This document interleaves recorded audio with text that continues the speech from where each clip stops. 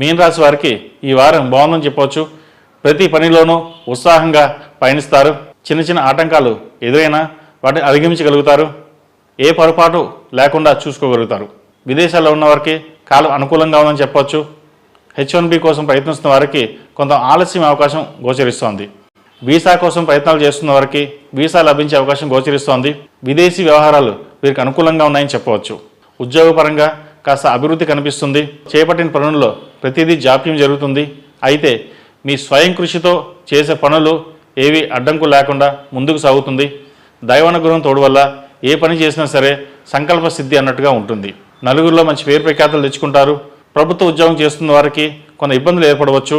అధికారులతో ఇబ్బంది పడకుండా మాట్లాడడం అనేది చెప్పదగిన సూచన. వ్యాపారస్తులకు వ్యాపారపరంగా బాగుందని చెప్పవచ్చు. రొటేషన్స్ బాగుంటాయి. అయితే ఇక్కడ వ్యాపారం కంటే విదేశీ వ్యాపారాలు వీళ్ళకి బాగా అనుకూలిస్తాయి. విదేశాల్లో ఉన్నవారు సహాయ సహకారాలు ఎంతగానో మేలు చేకూరుతుంది. ఎంత కష్టపడ్డా ధనం మటుకి తక్కువగా ఉంటుంది, వ్యయం ఎక్కువగా ఉంటుంది. జాగ్రత్త వహించండి. రియల్ ఎస్టేట్ వ్యాపారస్తులకు బాగుంది. Software, cine industry, financial, educational కన్సల్టెన్సీలో ఉన్నవారికి కాలం అనుకూలంగా ఉందని చెప్పవచ్చు. ప్రతి విషయాన్ని 1-4 సార్లు ఆలోచించి ముందుకు వెళ్ళండి. జీవిత భాగస్వామి పట్ల జాగ్రత్త వహించాలి. చిన్నపాటి ఒడిదొడుకులు వచ్చే అవకాశాలు గోచరిస్తోంది. ఆరోగ్యపరంగా ఈ వారం బాగుందని చెప్పవచ్చు.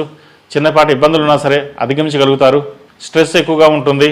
దాని తగ్గట్టుగా వ్యాయామం లేదా వాకింగ్ చేయడం చెప్పదగినది. విద్యార్థులకు కాలం అనుకూలంగా ఉంది. కష్టే ఫలినట్టుగా ఉంటుంది.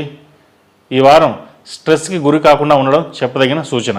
విదేశాల్లో చదువుకుంటున్న వారికి విద్యాప్రాప్తి బాగుంటుంది.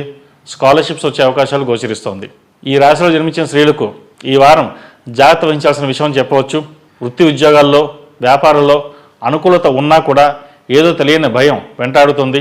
ఏలినాటి శని నడుస్తోంది. దానివల్ల ఏదో ఒకటి మర్చిపోవడం జరుగుతుంది. కాస్త అలసట, బద్ధకం ఏర్పడుతుంది.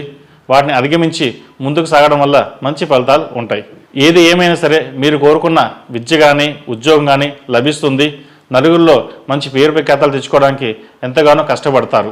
సమాజంలో మీకంటూ ఒక గుర్తింపు తెచ్చుకోవాలని ఎంతగానో శ్రమిస్తారు. అది తాత్కాలిక మాత్రమే గుర్తుంచుకోండి. ఎందుకంటే ఇప్పుడు మీరు కష్టపడిన దానికి తర్వాత ప్రతిఫలం లభిస్తుంది. అప్పటికప్పుడు ప్రతిఫలం లభించడం అనేది చాలా కష్టంగా ఉంటుంది. వాస్తవాన్ని గ్రహించి ముందుకు సాగండి. ఈ రాశి వారికి ఏలినాటి శని నడుస్తున్న వలన 8 శనివారాలు శనికి తైలాభిషేకం చేయడం, అలాగే ఆంజనేయ స్వామి వారికి ఆకుపూజ చేయడం చెప్పదగిన సూచన. ఈ రాశిలో జన్మించిన వారికి కలిసి వచ్చే సంఖ్య నంబర్ 8, కలిసి వచ్చే దిక్కు తూర్పు, కలిసి వచ్చే రంగు తెలుపు.